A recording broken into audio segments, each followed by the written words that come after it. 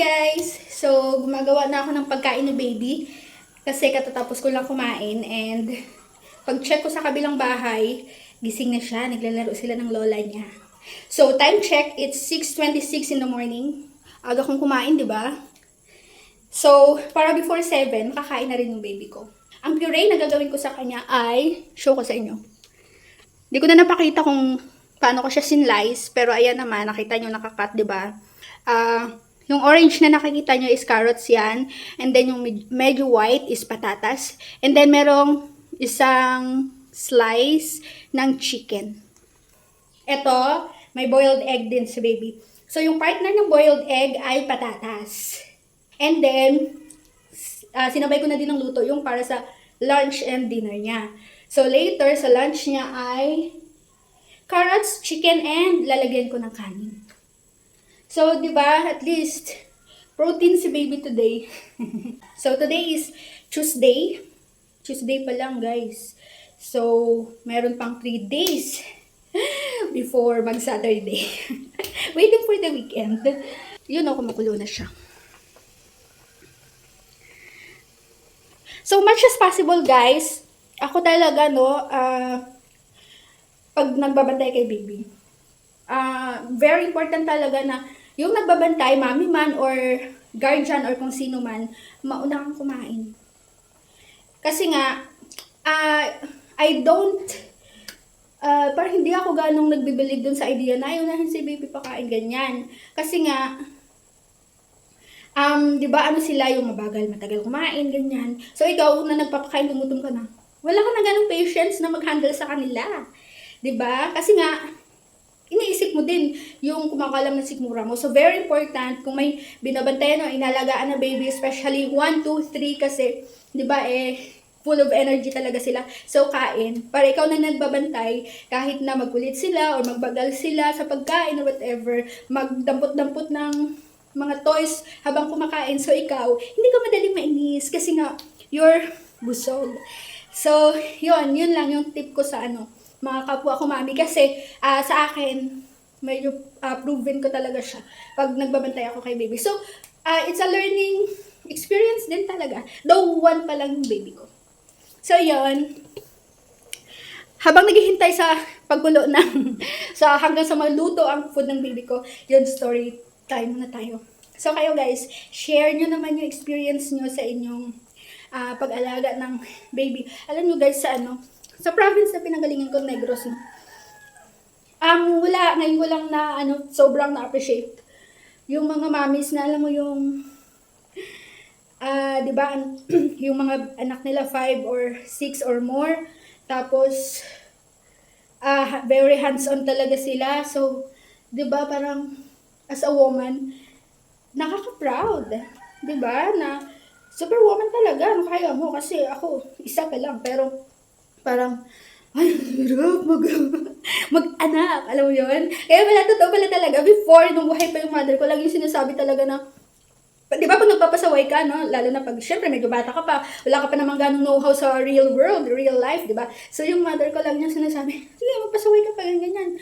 Or, hindi kaya, lagi niyang babanggitin na, pag nag-anak ka, malalaman mo yung pakiramdam, or, hindi kayo makakabayad hanggat hindi kayo nag-anak ka nun. So, ngayon na meron akong isa, parang somehow, okay, so ito pala yun, kasi ang hirap pala talaga maging mother, di ba?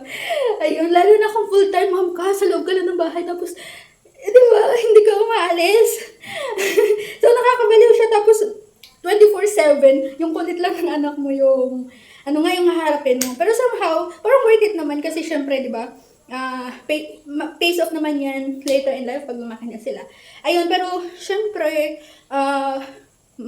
sa pag medyo maliliit pa talaga, yun, yung hirap talaga yung, kaya very important talaga na meron kang partner na very responsible and then supportive, hindi pasaway, dadagdag isipin mo pa ganun, di ba?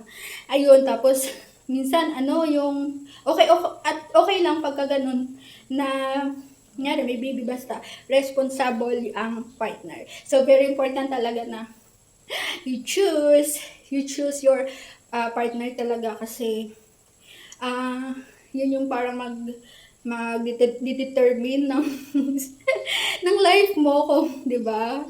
So, yun, choose wisely, guys. Sa akin naman kasi, my partner naman kasi, he's good, responsible siya, and hindi siya, wala siyang mga bisyo-bisyo, mga inom-inom, wala. So, trabaho, uwi sa bahay, ganon. And then, pag off, yun, spend dito sa amin, sa bahay. And then, mahilig siya sa bata.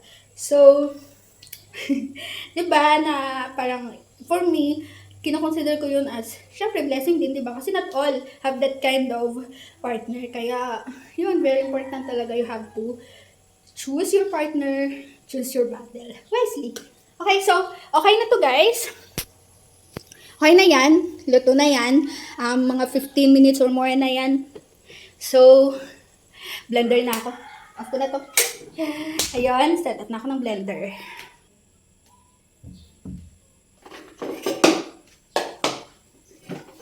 Blade. Lagay ko muna yung blade. Saka ako maglalagay ng i-blender. So, unahin ko na tong patatas. Ayun. Patatas and egg. Yun yung mauuna. Kasi, yun yung kakainin ni baby for breakfast. Ayun. And then, lalagay ko na yung boiled egg. Ayun guys, binalatan ko muna yung egg. Tingnan nyo naman yung pagkakabalat ko. Kikita nyo ba? Okay, parang hindi nyo gano'ng nakikita. Bulky. Hindi siya makinis. Okay, sorry na. Lagay ko lang yun dito. Lapit natin yung cam para makita nyo closer. Yan, closer look. Okay, lagyan ko ng konting water galing sa pinakuluan. Para lang hindi siya super magdikit. Ayun.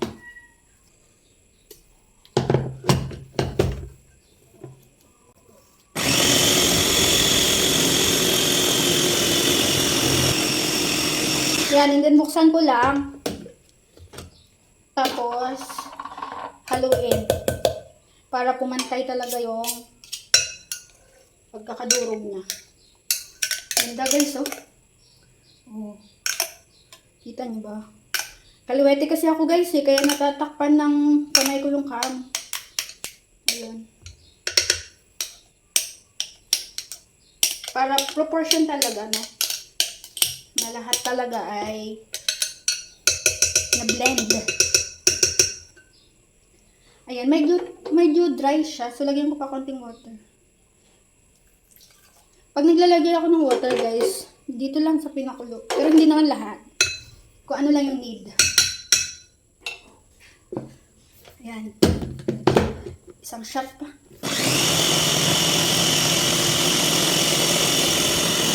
So, ito yung ginamit ko, yung dalawang line. Ngayon, ito na yung isang line malakas.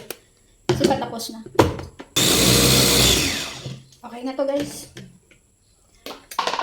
Ayun, wow. Ganda ng consistency niya. Diba? Oh. Juicy pa ba? Carrots and isang pirasong egg. So, ito na yung breakfast ng baby ko. Ayan guys, nasalin ko na dito sa lagayan ng pagkain ng baby ko. Ganyan lang siya kalahati. Yan, breakfast niya. And then, hindi ko nahuhugasan to guys kasi malinis naman na to. Ilalagay ko na rin dito yung kasunod. So, ito yon ang kanyang carrots and chicken. Ayun. And then, maglalagay ako ng rice. Ito guys yung rice. Kuha lang ako ng isang lang or isa't kalahati.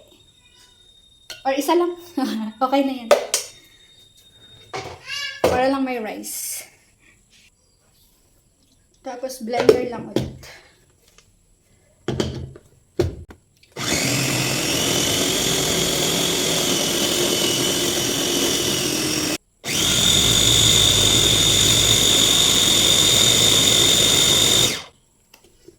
Okay na to guys.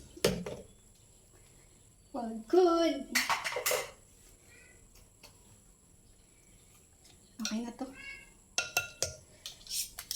Ganda ng ano oh. Consistency.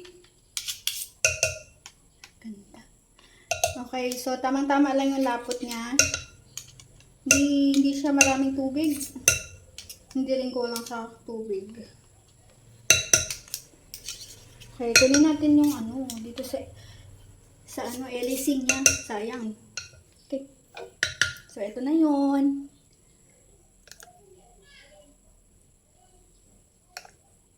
Okay. Salin ko lang.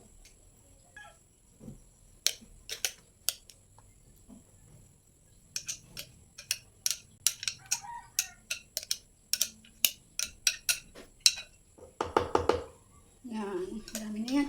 Okay na guys. So, ito na ang food ng aking baby. Ito sa lunch and dinner. And then this one is for breakfast. Okay, takpan ko lang.